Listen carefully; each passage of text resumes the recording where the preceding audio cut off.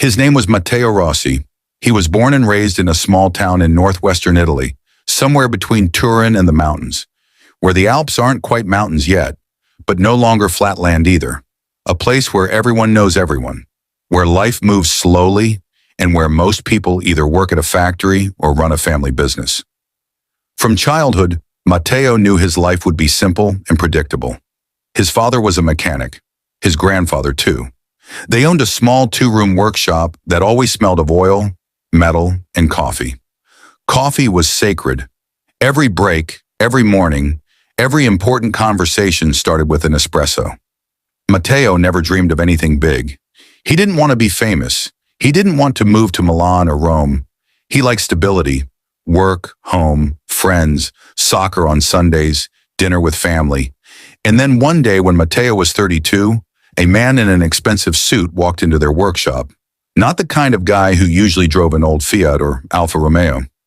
He arrived in a black electric car, still a rare sight in that area at the time. "Are you Matteo Rossi?" the man asked. "Yes," Matteo said, wiping oil from his hands. "I represent a company that buys old properties for redevelopment. This place is part of a new project zone." Matteo didn't fully understand what that meant. A month later, an official letter arrived. The land and the building were being bought out. By law. The compensation was minimal. The workshop where 3 generations had worked had to be vacated.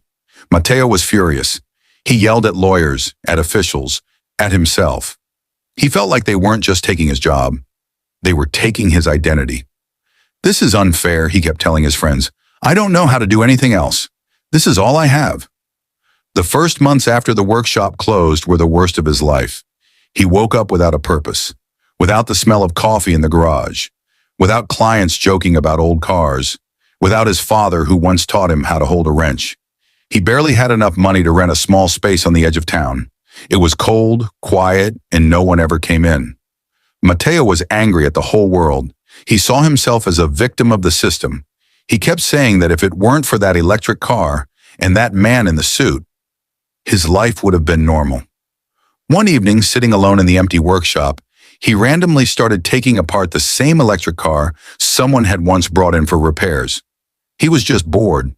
And then he realized something. He didn't understand half of what he was looking at. That hit him. For the first time in his life, he didn't feel like an expert. He felt like a beginner. He started watching videos, reading forums, learning electronics. At first out of anger, like he was trying to prove something to the world. Then out of curiosity. A year later, he was the only mechanic in his region who actually understood electric vehicles.